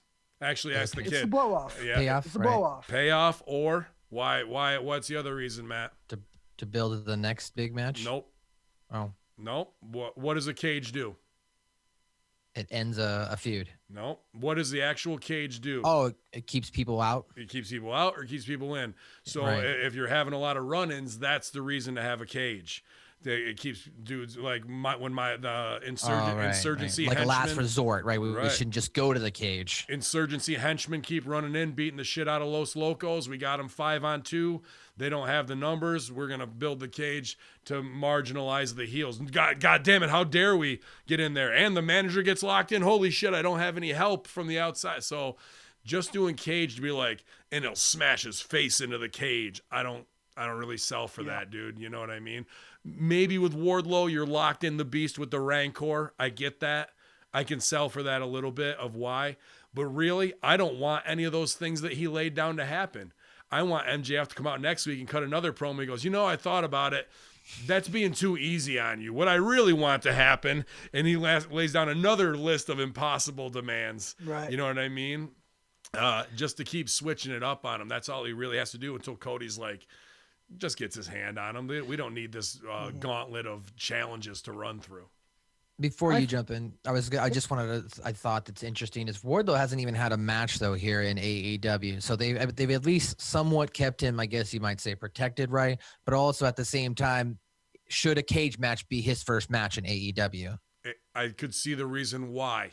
Because it's the billing and the booking of this guy's such a monster, you got to fucking have him caged. I could see the reason behind it. Believe me, I don't want to sell for it, but I do. Okay. and here's traditionally speaking, so I'll give you a little bit of credit there. I mean, when I heard that part, I thought the same things. We came from old school training, like, oh, why are they just having a cold cage match? Because that's what it would be. Then my mind is knowing Cody Rhodes, a performer in 2020, and knowing I see so much Dusty and Cody. Cody is behind this, and I think he's gonna do. If this cage match happens, it's gonna be Dustified in some glorious fashion. Mm-hmm. Like if you recall when what Dusty get his ankle broken in the cage when they did the angle with the Andersons, Sure. it's gonna be something dramatic like that, which is the purpose of the cage. Right. Okay. I don't know what they're gonna do or which way, but if Cody's behind it, it's to get some kind of dramatic moment over. That, in my opinion, would be the only way he would even suggest that. I think that's important. The story will drive it instead of the cage will drive the story instead of the story driving to the cage at this point. Correct. Okay. And I like what you said to, educate some of the aspiring wrestlers coming up or just the fans that want to know more about this great business is that is the old school purpose of the cage. It's the final thing. It's when you finally get your hands on somebody or your match has gotten to such a pace. It's such a blood feud that these two guys got to get thrown in this steel box together to fight it out. It's been the most brutal match in wrestling for generations. And when done right, it's perfect. But we'll see where they go with this one. Yep. So now we've got backstage again. Jen Decker is talking with Jungle Boy about being able to last 10 minutes with Jericho. Jungle Boy, he says he did what he set out to do in 2020. He said he's looking for a win as he does not have a victory in AEW as far as from a singles point. Says it will be a big year for Jurassic Express. Before I move on, do you want to say anything, Ben, about Jungle Boy? So in the I don't know if it was this one or the one before the pre-tape backstage, the background music was up on the feed I was watching, and it got turned down halfway through the promo, so you could barely hear it. Then Jungle Boy, again, this is where they need me to pull a performance out of him. It was kind of flat, not really like, what is Jungle Boy? Is he just Perry's kid who's a wrestler with curly hair and sexy? Like, what is the purpose of Jungle Boy? How does he talk? What's his character? We need to start flushing that out. And here was a missed opportunity. He just looks like a sexy California young dude here, and that's all I got from him. Then they go to give the most captivating person, Luchasaurus, the mic, and you can't hear him at all because they play the outro music over what he's saying in the promo as they pitched to the Dynamite graphic going to commercial. So this was a rough segment. If this is their chance to intro players, I don't know, man. Do it pre-tape and make sure it all sounds right and have it ready to roll because this hurt all three of those dudes. Because in Marco's stunts, like, was he trying to grab the chick's titty and they kept pushing his hand down? Is that his gimmick? Like he's a molester titty grabber and a perv, and they push his hand down before he can get caught doing it? Because that's what I took. That's everything I took away from that pre-tape. Well, maybe he thought Decker was like Luchasaurus's, like, mate, and that was the mom, and he was just trying to get some Luchasaurus milk. I guess if that's what you're going with in SJW 2020, man. But like, that was a very confusing little piece of business, plagued by as much tech problems as we've had here on Light the Fuse and Fusion, today and in the last 2 days. So that one might have hit the cutting room floor for me on that one, bro. That one might not have made it. Yeah, it was kind of just randomly stuck in there just to kind of like, put over these guys. Do you think based on this show, it looks like to me they kind of went back and like at least built the show around the ones that the bigger name stars. I'm not gonna say bigger name stars, but the ones that are getting the reaction. Why wouldn't you? I get that they wanted to intro guys, but what they really done out of the blocks in the first 12 weeks is a lot of younger booker mistakes. They felt the pain the last 2 weeks, and they pivoted and made gold out of a lot of things. WWE would just put their hands over their ears and go, la la, fuck you, we're not listening, fuck you. AEW did not do that. They took 3 or 4 big criticisms and corrected it this week. Are there a couple holes? Sure. But 2 holes are a lot better than 7 or 8 when you're when your show's getting reviewed. So you got to fucking applaud them on that out of the gate on being able to accept criticism, know it, and then correct it. Not an easy thing for any human. That goes against human nature, Sure. Absolutely. So that's where I'm at with that stuff, man. And I'm taking the whole wait and see approach with this. I'm waiting to see how they continue to develop these guys. I think Luchasaurus got over organically. Jungle Boy's a white meat babyface getting over. Marco Stunt got that buzz behind him, and we're going to see how he develops. I'd like to dive deeper as we see them progress. I have some advice I'd like to give Marco Stunt as being just a brother and a smaller competitor. But I want to kind of see, before we get into all that, I want to see where they go with things. So, yeah, I'm interested to see how they continue this trio of Jurassic Express. And you're a tit man, classic tit man. Well, I don't discriminate. But I'm not going to go grabbing at people. So, Marco, that's what you're doing, brother. You felt me up once or twice when we were chaining when I was down for the Maestro. You got a handful. Well, that's that's brothers horseplay. Actually, no, I know what we were talking about, and that was when we were rehearsing for a play at the Blandford Recreation. That is true. That's right. Completely different. My Bumblebee outfit. What happened next? So, this was questionable. I don't understand this backstage, I guess, interaction. We've got Rio. She's asked about next week's match against Chris Statlander. All of a sudden, Britt Baker interrupts, says she isn't happy about being here each week along with running her dental practice. Yet Rio just rolls on in, steals a win, and heads off. Baker says Rio doesn't deserve to hold the title. Rio, it looks saddened. Michael Nakazawa kind of translates, says we'll take that into consideration or whatever he says. And that's how this promo encounter ends. This was the one with the music up in the beginning of it. They had on the first other one they turned the music up on Luchasaurus and the go home, and then this one it was up in the beginning. Sorry, go ahead. Well, I just meant the context of the conversation was, I don't know, it was just dumb. Oh, I'm not here every week, or I'm here in two places, and then I show up and you just roll in and get a victory. You don't deserve to be champ. I'm just like, oh, okay, thanks, right? I mean, that's I don't know. What did you think of this, Silvio? And then I'll let Ben go ahead. Isn't Britt a babyface? Yeah. Okay. Or she's supposed to be. And does Rio speak English? Not really. Did Rio know what Britt was saying? I think Nakazawa was like translating it for her, and she kind of looked like, like a sad, like Japanese anime character. Okay. All of a sudden, she got really sad, if you will. And so Nakazawa got out. Presumably, he escaped the wrath of Pac. Because the last I saw him, he was in some boiler room. So he's out now. They kind of addressed it a little bit on BTE without really even addressing it so much either. So that's the dude who got kidnapped, right? That's the guy. A good Christmas. How was it New Year's? They didn't really talk about anything, man. They kind of just had, Pac attack Knack, and we didn't really get an understanding or it didn't really have an impact. Sorry, I was trying to rhyme there. That's what I want next week. They listened to some of our critiques and some of my praises of the show for the last one, and they implemented them this week. So next week, I'm going to ask guys, just let MSG and myself, we want to know, just how Nakazawa's holidays went, what he was up to, what he got, stuff like that. How he got out of the room, too. Yeah, I don't know. Ben, go ahead. Yeah, that was the kayfabe boyfriend abduction angle, right? Is that what you're talking about? That's what you're calling it. I didn't get that. I didn't even know they were fucking friends, let alone fucking friends. Dude, I think wasn't that well known in Japan, like that they're boys? I don't know. I'm not into the Japan culture. I fucking watch the wrestling here. I don't know. But for that purpose alone, like why would Omega be upset if he went at him? And now he's with Rio as that, or I don't know. I don't know what's going on with that. Maybe I've got my Japanese characters mixed up.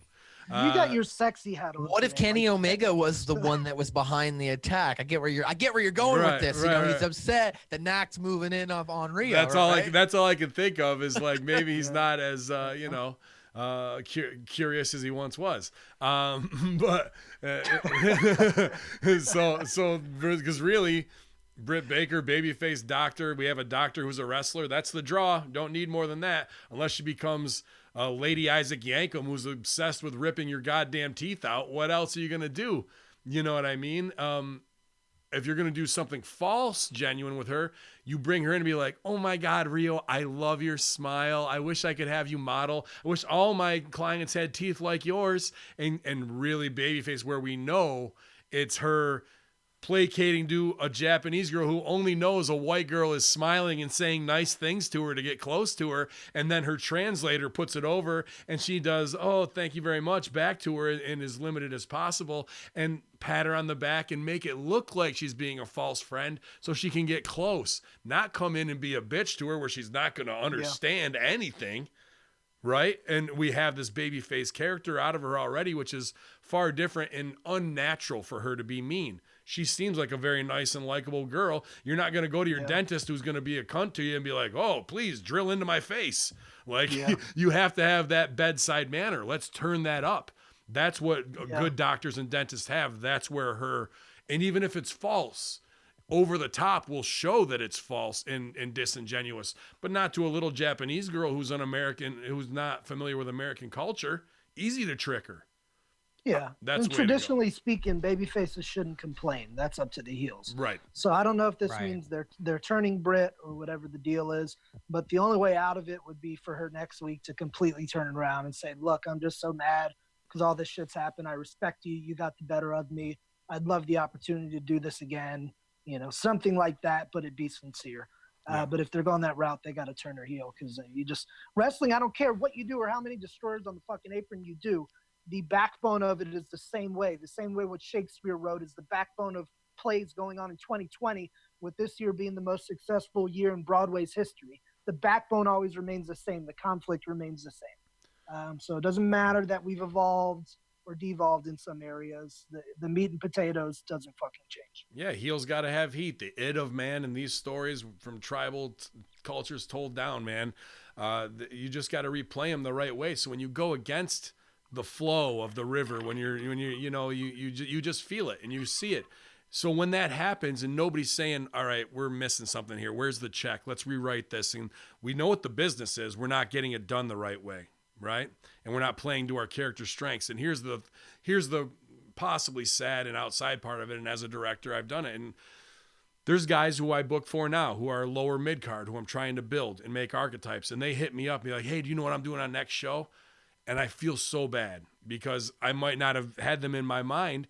I can come up with something quick, just like I can for them, but they're hungry because that's all they have. And here I am, Hamin Media Group, doing many plates in the air, juggling. And I'm so happy that those guys want to even take a little piece of their business, but sometimes they're out of my mind until it's right time to go.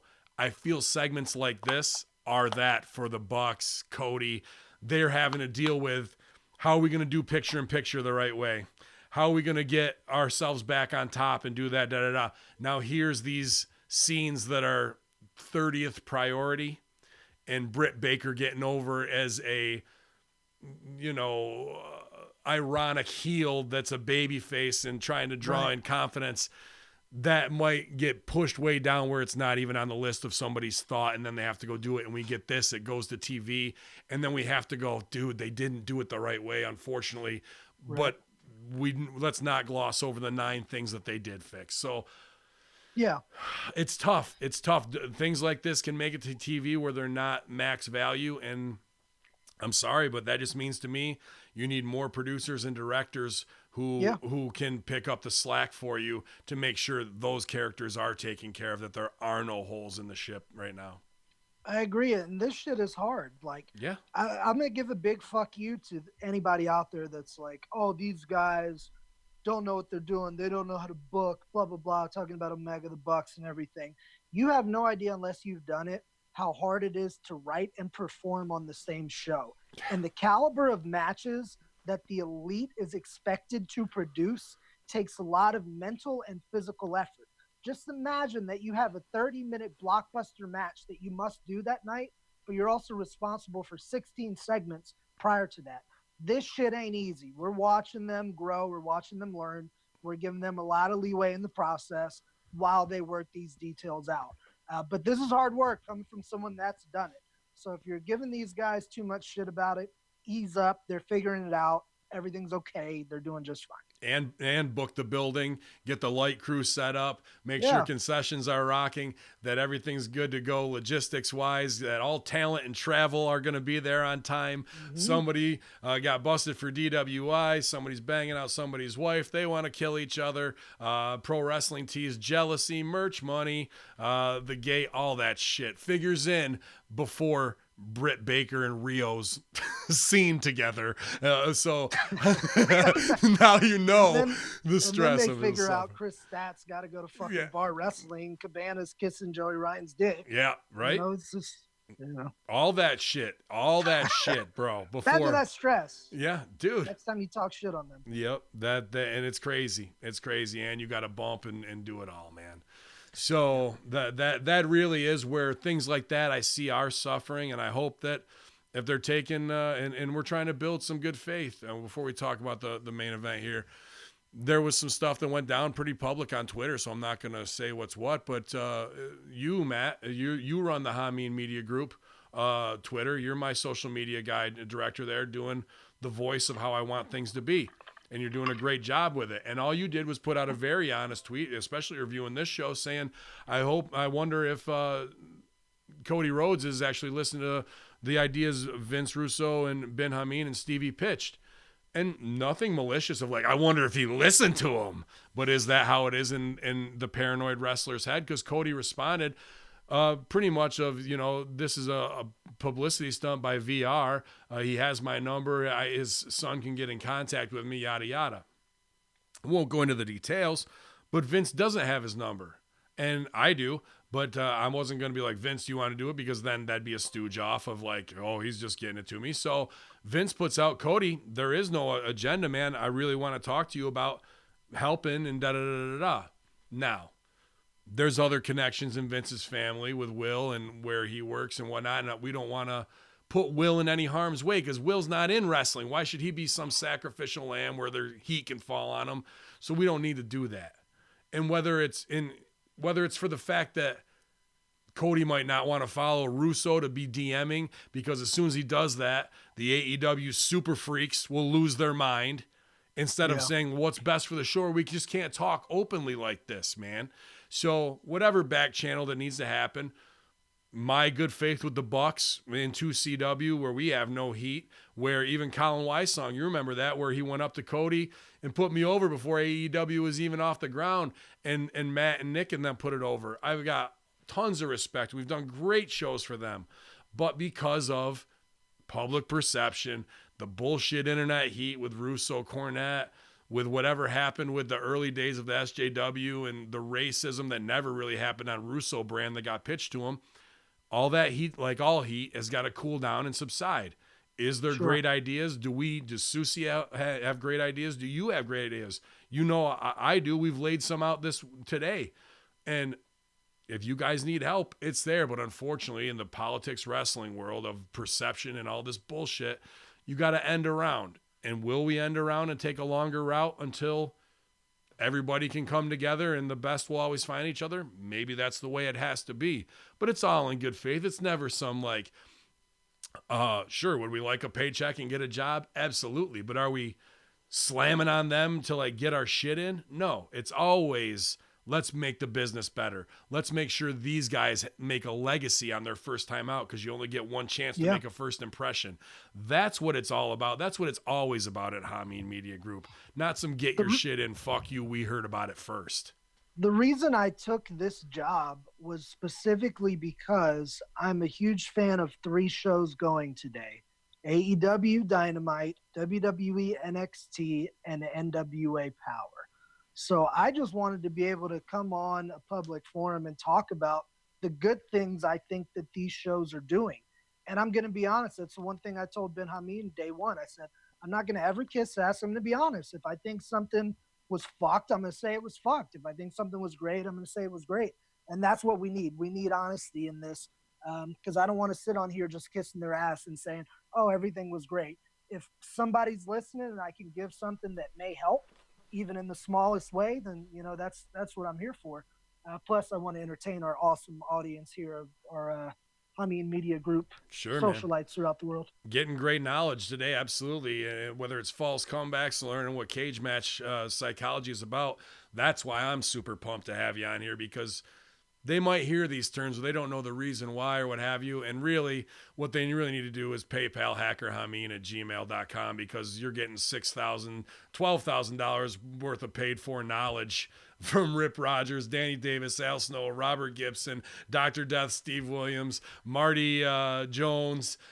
We can go on Jim and on. Cornette, Jim Johnny Cornette. Saint. You're getting directly, all Sucio and I are a conduit. You know, you're getting all that channeled and funneled through and hosted by MSG, who's learning just as fast as Big Ray learned from Impact Attack, and the guests and hosts that we'll have to continue to bring in to raise that acumen of the wrestler diehards that listen to our platform. Hold on. I'm not going to sit here and not let shit. you, okay, put over the fact that you could pay Chris Silvio to just taking pictures of dudes doing regular stuff, you know, walking the dog, you know, picking up dog poop, you know, Qdoba. maybe, you know, Qdoba, you know, hanging out, drinking tea. You can hit up Chris Silvio and make a payment to him as well. Sorry, go ahead. What's the PayPal for Chris Silvio? It's Venmo. Oh, Venmo. Chris/Silvio. And the PayPal is Kosterfeld@yahoo.com. That's it. Hey, also, by the way, using that PayPal, talking about giving knowledge, myself and my good brother, Matt Seidel, January 7th, are doing an online webinar where we are teaching a lot of the nuances of pro wrestling that we're talking about today. In addition, we're teaching wrestlers how to get onto bigger shows, how to get on TV shows, how to travel internationally. And we're telling this from perspective of guys that have been there and done it, that have traveled around the world. So we are doing that January 7th. Anybody that wants to sign up for that, hit me up for more information on my Facebook or any of my social medias at @TheChrisSilvio. Just a great learning opportunity for anyone who wants to dig a little bit deeper into this crazy thing that we all love called pro wrestling. Absolutely, man. Yeah. Matt Seidel, Evan Bourne, if you guys don't know, now you know. Obviously, phenomenal high flyer talent and been everywhere and anywhere, dude. Go ahead, dude. Mm-hmm. Yeah, no, before we get into the main event, just also want to point out the fact that you can, you know, if you're looking to, I don't know, make yourself a better person, invest yourself for the future, you can turn your cash into gold. You can go to getacre.com/horseman, use that code every time. I've actually checked it out. I haven't enrolled yet, but it looks really cool. Basically what you do is you sign up on a month-to-month basis, and every time you funnel enough money into the where it equals a gold bar, they will then send you out 2.5 ounces of gold. Well, and you can have. I mean, not botch, because I got that wrong. It's even faster. Oh. It's smaller amounts, faster. 2.5 grams. Oh, 2.5 grams. They're very small, size of a gold tooth, right? But very cool. All labeled 0.999 because. They hit me up. They're like, yeah, we liked it, but you kind of gaffed the pitch. And I was like, oh, shit, botch a spot. And I got to take responsibility. And I appreciate you getting over getacregold.com. And again, /horseman. That's our affiliate link. And you guys can actually win a free gold bar just by going and follow them at @get_acre on Twitter and letting them know how many media groups sent you and why you think you deserve to be the winner. They're going to pick one person end of the month to win 2.5 free gold ounce, man. So, gram bar. I always think ounces because I watch all those shit gold shows. Yeah, man. So they're a big sponsor. I want to make sure they're getting max value. GetAcreGold.com /horseman. A great way to start. We talked with Bitcoin on Conspiracy Horseman. Obviously, John McAfee, huge into the blockchain and all that stuff. But what happens when it all really goes down and you can't get a hold of it and you can't trace it and whatnot? You want to build real wealth, have small investments, not just stock market wise and whatnot. This is a subscription-based model that's going to let you get in the game a lot easier instead of buying ounces. I don't know, maybe you're slinging keys, but maybe you're buying ounces of gold, $1,200-$1,600. That's a tough way to get in. They have solutions starting as low as $30. So very, very cool from getacregold.com. Thanks for bringing that around. I can afford $30. Yeah. That sounds right up my alley. And we're obsessed with gold. We talked about that on the special episode, whether it's wrestling, whether it's these gold shows, searching for it. Hitler's lost gold, the Anunnaki gold, space mining. It seems hardwired into our DNA, whether it's ancient alien theory or not. So pretty interesting show. If you guys didn't listen to that one, where Stevie and I cover it all. So happy to have them on board as sponsors this month. And this show, Light the Fusion, is worth its weight in gold to anyone that's not aware. And should we change the name to Light the Fusion or no? I don't know. Well, off-air talk. All right. So of course, you know, you can always diversify your portfolio, guys. You don't necessarily just want to just get stocks and have annuities. It's good to have, you know, gold. And of course, if you're getting gold is tangible. You know, you can hold it in your hand. And if in the end, you know, money does go, you know, kaput, we're gonna have to go back to trading, you know, natural resources, and it'll be gold, silver, and lumber. So like if you've got it, and you're not gonna be able to trade ounces, like maybe to go get stuff, but 2.5 grams is a tradable amount of gold. That's another reason why, if it does come to that, that's going to be worth X amount of $100, $150, as opposed to like, well, I got $1,600 worth of gold. What are you going to give me back if I got to buy something for 800? Right. So there is reason to do it, and it's always on the up, man. So appreciate having them as a sponsor this month, along with everybody else. ProWrestlingTees.com/BenHamin/ is there Chris Silvio up there? Or do we got to get you up there? Not yet. We got to get me. You got to get up there. I had a fight with them a year ago, but the heat's gone. Okay. Sorry, Pro Wrestling Tees. Yeah, I'll get a hold of Barkin. We'll get some things going, and we're good. you know, right now in the first 5 days of 2020, you can save 20%. So if you want to go to Ben Hamin /SEG shirts /Greek God Papadon Stevie Richards, that's the best way to support us right now and get yourself something that you wanted for Christmas instead of all that old bullshit that your parents and grandparents got you. You can save some cash and support the platform. So we appreciate that. And check out my lady, the Bionic Blonde, Jenna Van Muscles. She does have a Pro Wrestling Tee store. Sure. You're gonna be hearing a lot more about her in 2020. Trust me on that. Super excited. But what about this main? Was this gold to you, MSG? Well, you know, lots of fast-paced action. So this was a Pac and Lucha Bros taking on Young Bucks and Kenny Omega. Like I said, lots of back and forth to get things started. Pac with the twist flip down on Omega. They get back in the ring. Omega is able to get a tag and get the Young Bucks going. Matt and Nick with some slick double team moves on Pac. The brothers with some stereo Canadian destroyers. More Canadian destroyers on Lucha Bros. Omega gets back in the ring, gets Pac. Omega offers Pac to throw a shot. They go back and forth striking each other. Later on in the match, we see Phoenix tagging in. Pentagon eats double super kicks.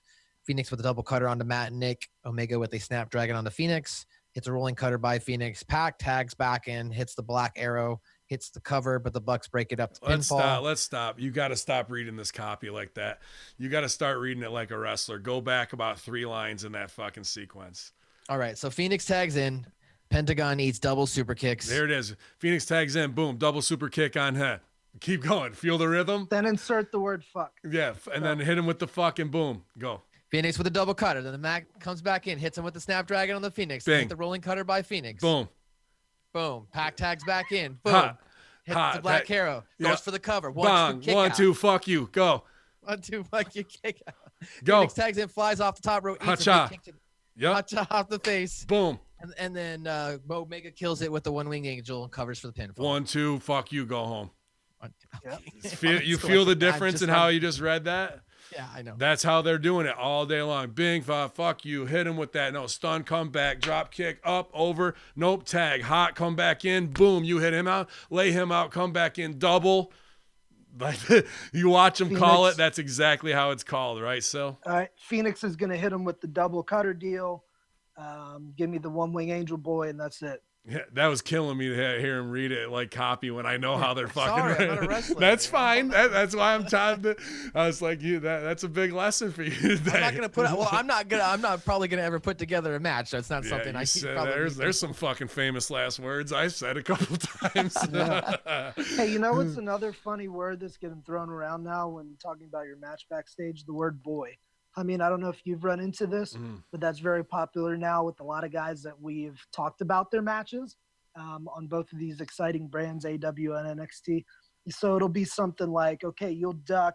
Here comes the drop kick boy. We'll feed back up, fall away, slam, boom, take a knee boy, double down. Here goes the dive. No, I haven't heard that. And I imagine black dudes might have an issue with that. You know what killed me? No. What killed me is what's his name? He was a ref in OVW, got hired in Florida, got fired, got hired in Impact. Keenan was one of the first ones when he was road dogging for Matt Hardy, when he was his bag carrying dude and helping him out on the road and doing a lot, which props to Keenan, man. That's a guy who's been through a lot of politics shit. But regardless, he was one of the first ones to go, and then Good Brother comes in over here and Bad Brother, and oh, dude, I wanted to rip my goddamn face off for that year of everybody doing. And then Good Brother come in, hits him with the wah, and then Bad Brother and Big Brother. I was just like, shut the fuck up, dude. Like those things in wrestling kill me sometimes. So I'll keep an ear out for Boy and see where that lands. Yeah, I'm sure I will. It's on the higher independents, and then the more experienced guys that went from higher independents to pros. Oh, well, thanks. I'm not on those higher independents. I wouldn't know. Yeah, so the winner of this match, Kenny Omega and the Young Bucks. What did you think of it, Mr. Silvio? I'm working those fucking scrubs, the Highlanders. I call that the buttermilk run. But no, the match, man, it was cool. It was a fucking Young Bucks Omega match. They're amazing athletes. They do cool shit. I'm watching. I'm entertained. The only thing I like that stuff. There's nothing more I like than like a dramatic story a la Bret Hart or some of the stories that Jericho and Cody have told this year. But I love moves. I love creativity. So it was really cool. It had a weird, I was watching this on TNT, so it had a weird picture-in-picture break where it looked like they did like 3 really sweet double team combinations that we didn't get what we should have out of them because we couldn't hear the audio or see it on a full screen. But it was good, and the best part about it is that baby faces won in the end, which is what we haven't been seeing. Yeah. Post-match, before we get into that, Ben, did you catch this match? The beginning, and dude, once they started doing those lucha shoulder blocks, and then you were out. Unfortunately, when Nick is on the outside, no selling those fucking drop kicks, and then I watched Omega like just stand there and watch him get beat up and wasn't doing anything. I was like, I got to turn it off before I start tweeting bad shit, dude. I'm not gonna bury myself. Like, they look awesome. The move to put them over was in direct contrast of what the Peanut Gallery's been saying, so I got to support it for those reasons alone. But when it comes to my cup of tea of wrestling and what I can stomach and when I just have to kind of walk away, I got to do it sometimes, because otherwise it's too apparent when I get frustrated by stuff, because I want the best for everybody. And maybe I don't know sometimes. Maybe they are and they know it because they sold a fuckload more T-shirts than me and they got their own TV show. But at the end of the day, I feel with my 2 cents, Silvio's, Rips, whoever's, could take those guys and mold them into a different clay where they get it all in and it all makes sense. And when I see it not done the way in my mind, it's hard for me to swallow, especially because it's guys I like and respect. So I'd rather do a Joey Mercury and never miss a chance to shut the fuck up, because I talk enough. I talk enough shit. So why fucking cut my own throat on something where I may be actually able to make some positive change in the future if I sit back in the cut now and do things that are better for business by not saying something. And what you're saying, I think, is valid criticism. I personally enjoy that style. It's to me like a movie. I like horror movies. I like comedy movies. I like dramas. That to me is just a type of wrestling. But I have heard people say things like you that a lot of people that don't watch the AEW product has said things like there's too much going on. The psychology is a little different. So maybe if they could find a way to kind of get somebody like you to say, wow, that was some really cool fucking moves, but this was done in a little simpler fashion that I can digest a little easier, they might be able to grow that fan base, which is what they need to keep moving and get millions of watchers. I think it's just the reality. It's the four or five spots that they do that are overbooked and egregious. Overbooking, fine. I don't have a problem with extra dips if that's your 31 flavor.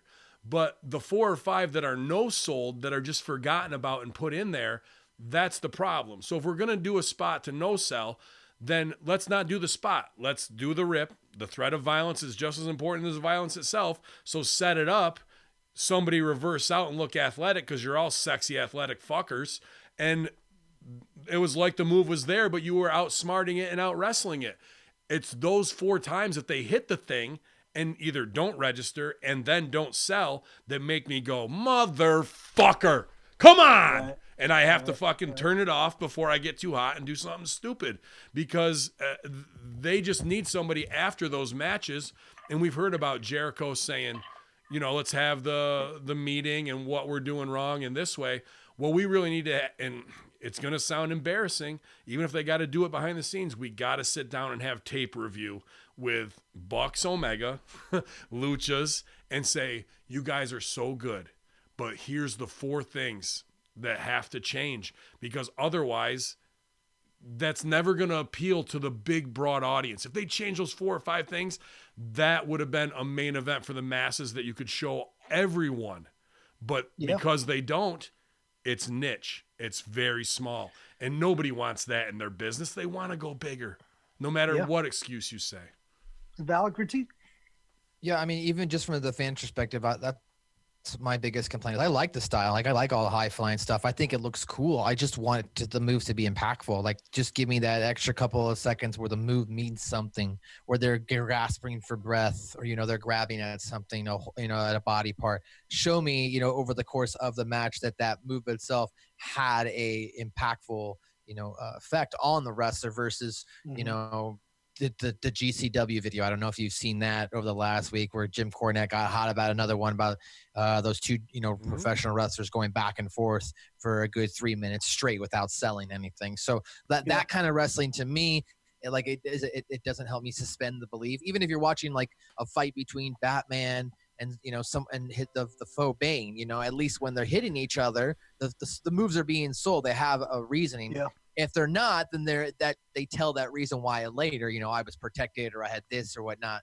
You know, it seems to be when it's more of that high risk athletic nature, there is a lot of less selling going on. Yeah. And a lot of the nuances missed that make pro wrestlers great, like we discussed with Dustin Rhodes earlier. And I agree with you. I saw that clip, and what I saw was 2 young athletic dudes doing a really cool little routine. But it lacked that passion of what makes pro wrestling. So it wasn't my cup of tea. I'm not going to come online and say they're idiots. They don't know what the fuck they're doing. They have no business in the ring, because that's not the type of person I am. Say it. But they, you know, they should take some of that criticism into. This is what I always tell wrestlers, and I do the same thing. Take every bit of criticism you hear and run it through. Digest it. If it's something you can apply, consider applying it. If you just know, look, this is how I'm doing my act and this is the way it is, push it to the other side, but at least consider it.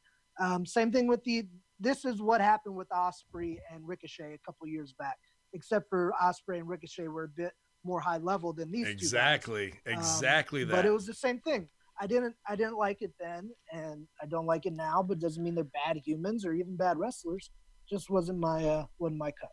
No, it actually does. They're terrible people because they do that. No, here's why those kids are doing it: because Ricochet and Ospreay, and they're green and they're doing it. And then with, you know, the bury it culture, whether it was Phantom Punches the week before or these kids, you know, the fucking here comes Fit Finley to be like fucking rotten, da da da da. Like, again, ultimate respect for Finley. In what he's done, and the same mindset we have. But here he is selling for it on Twitter. I'm thinking to myself, you're about to go out and fucking agent a Ricochet match, and you're shitting on this? Are you fucking kidding me right now, dude? So the double standard is absolutely ridiculous when it comes to because I'm over in the business and what I can say on some shit versus what I'm about to go do myself. Fuck out of here with that. You got to call it out for what it is, man.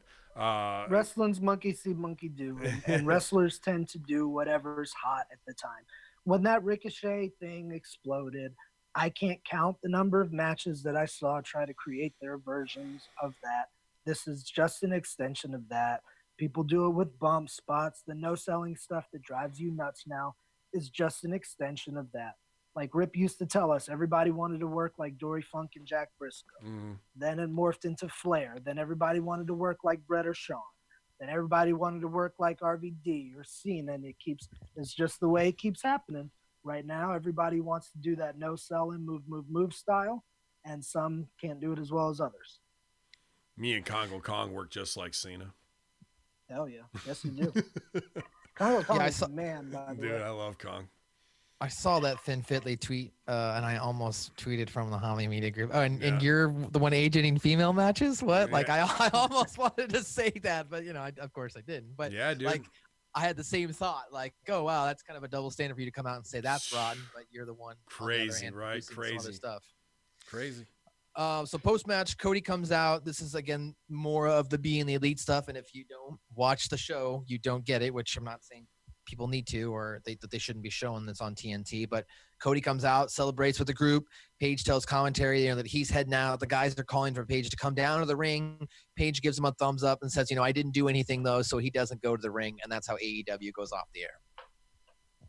So they're teasing the dissension, but they're not really showing it on TNT. No. They did a good book ending. They started with the package of the Elite, and they book ended with the Elite winning and continuing that story. I had no problems with it. I thought it was a real solid show. I gave some little criticisms along the way, or maybe just tweaks. But no, really solid show, good ending. I liked it. I liked what I saw this week. And this was like so much of a better show because of what happened on that Dark Order segment the last time we all got together.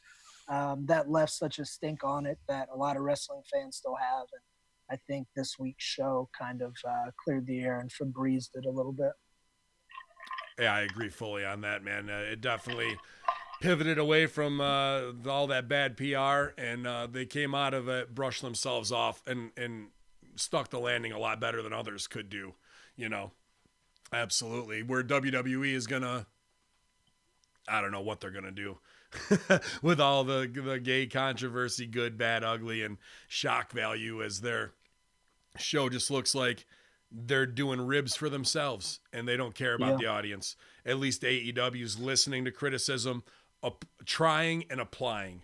And that's they deserve a pat on the back for that this week. Absolutely. Yeah. Well, ladies and gentlemen, if you want the full Ben Hamin SmackDown Raw review, you can head on over to RussoBrand.com, join the Russo Brand, and pay $1 a week, $4 a month. And you can get the Raw and SmackDown reviews. Of course, you can also listen to Ben Hamin and Stevie Richards on the Master Shoot Theater on patreon.com/RussoTWC, as well as you can check out the litany of other shows here on hackerhamming.podbean.com, the Monday, the Wednesday, the Friday, the Locker Rooms, the Infinite Fringe, the Conspiracy Horseman, Crow 777, Ha Ha Ha Mean, Stevie Richards Broadcast, the Impact Attack, the Smack Attack, the Film Frequency Podcast, the Pro Wrestling Reflection Podcast, the Breaking Sal Podcast, the Horror Junkyard Podcast, and Voices of Misery podcast, and there's probably more. I'm still missing some. We have so many podcasts here at hackerhamming.podbean.com. You can check me out on Twitter, on Instagram at Matthew_Schaffer. You can check me out on my brand new podcast, Suck My Balls, a South Park review, by visiting anchor.fm/suckmyballs or looking Suck My Balls up on any of your podcast outlets. Chris Silvio, where can the people reach out to you, sir? Catch me worldwide at the Chris Silvio, Facebook Chris Silvio. I teach wrestling, I coach wrestling, I produce events. Get at me if you need some help with that. Big webinar coming up. You can attend from anywhere in the world. January 7th with myself, Matt Seidel, 7:30 p.m. Eastern Time. If you can't make it, we will have a replay option available that you can watch anytime you want from anywhere in the world. So get at me, check it out, and suck Matt's balls. Very proud of you, man. Big numbers on the Suck My Balls podcast. Kicking it off with another passion project. You heard all the shows. You heard all the pitches, you guys. Glad to be here with my brothers and just talking more wrestling, having fun, getting a positive start to 2020. You know where to get at me, at Ben_Hamin, at Hacker Hamin on Instagram. And we'll be here. Chances are I don't turn this son of a bitch off and live my life on the mic most of the time anyway. So you know where we are, hackerhamin.podbean.com. Infidels, light the fusion or light the fuse, because it's AEW Dynamite, MSG, 12 Gage, Big Susio, the Kamikaze Kid. We're coming for you, baby, too. There's nobody safe here at hackerhamin.podbean.com. Yalla.